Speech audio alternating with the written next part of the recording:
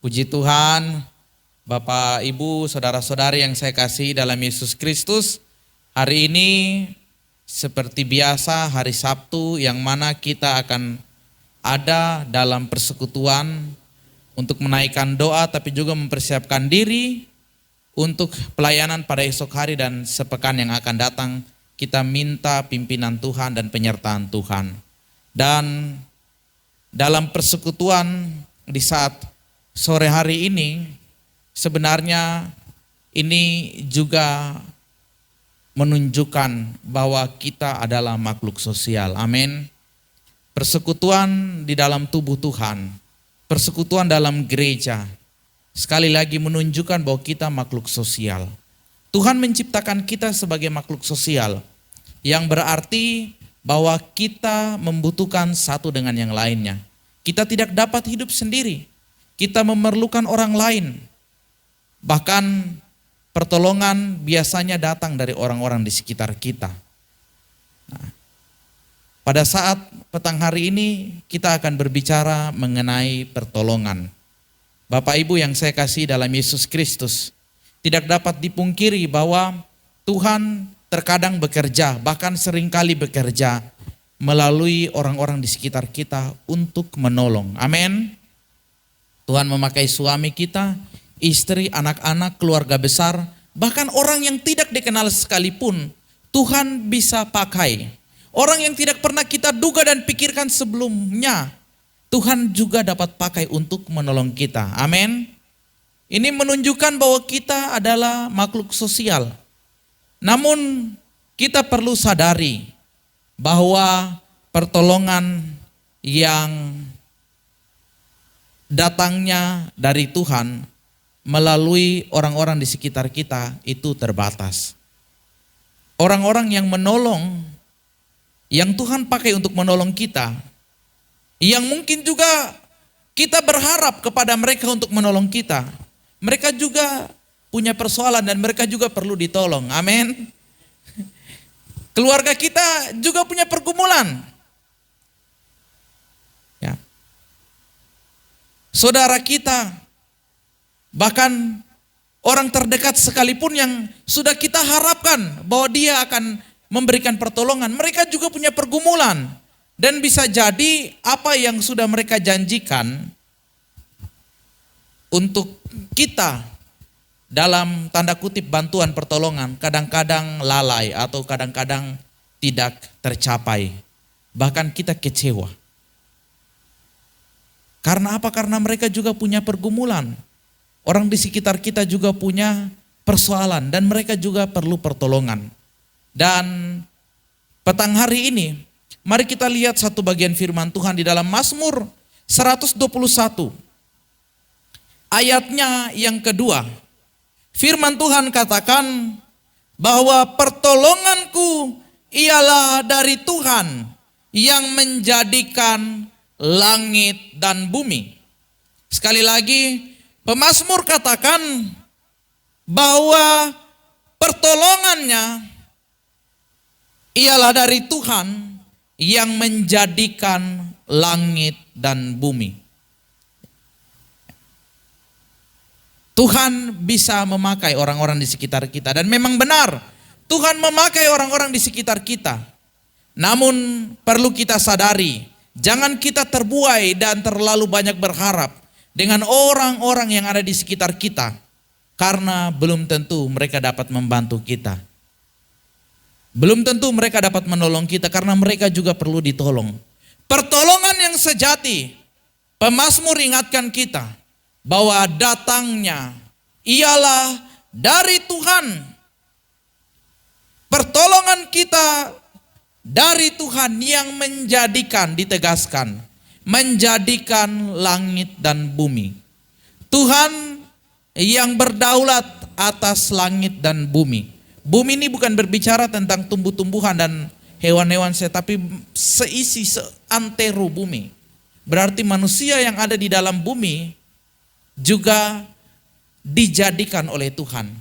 Dan ini merupakan jaminan bahwa pertolongan kita langsung dari sumber yang pasti.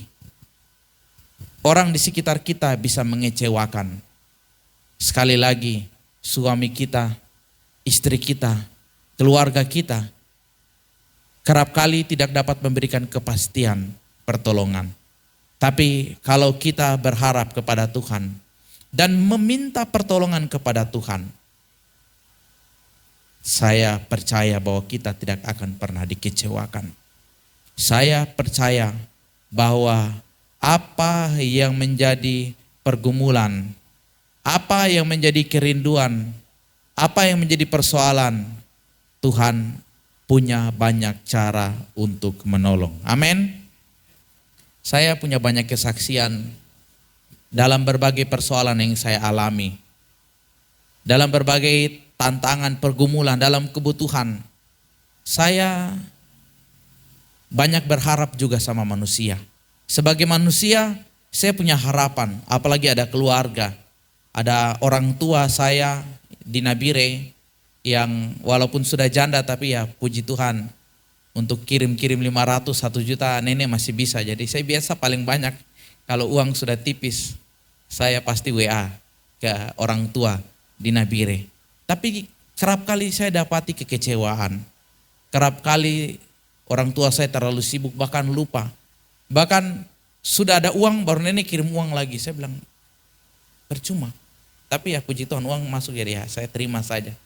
Ya. Tapi ini menunjukkan bahwa manusia itu bisa lalai, bisa saja lupa. Bahkan tidak dapat menepati janjinya. Namun kalau kita berharap hanya kepada Tuhan, kita lakukan apa yang Tuhan inginkan, apa yang Tuhan suruh, apa yang Tuhan perintahkan, engkau akan melihat pertolongan Tuhan dengan dahsyat dan luar biasa. Saya punya kesaksian tentang handphone. Dulu saya kehilangan,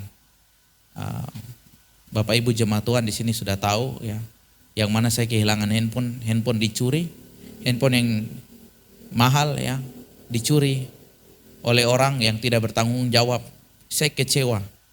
Saya berharap sama manusia, saya kontak keluarga, saya kumpul-kumpul uang, tapi tidak bisa kumpul ya. Habis untuk yang lain-lain.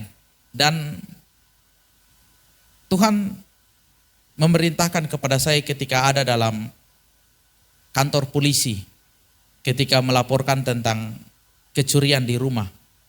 Sudah beberapa kali saya ke kantor polisi, rupanya di situ Tuhan taruh beban untuk melayani mereka yang ada dalam penjara, dalam tahanan, di polsek. Dan singkat cerita, saya melayani orang-orang yang ada dalam polsek dan mereka bisa dibilang adalah orang-orang yang berduit. Tidak pernah saya sangka, ya, handphone itu datang dari mereka.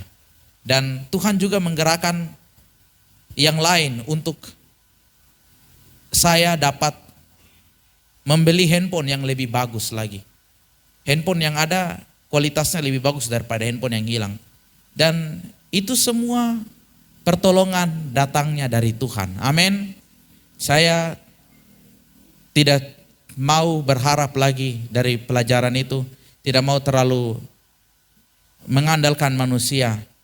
Kalau meminta pertolongan kepada manusia dan mereka kemudian mengingkarinya, mereka kemudian lupa, saya tidak akan kecewa lagi. Karena saya tahu bahwa pertolongan dari manusia itu tidak sempurna. Manusia bisa gagal, orang-orang di sekitar kita bisa mengecewakan. Tapi kalau kita meminta pertolongan dari Tuhan, kita datang ke sumbernya yang utama. Bapak Ibu umat Tuhan yang saya kasih, Dia pencipta langit dan bumi. Dia sumber utama, sumber segala-galanya dalam hidup kita. Masakan apa yang kita gumuli tidak dijawabnya? Masakan apa yang menjadi persoalan dalam hidupmu tidak didengarnya?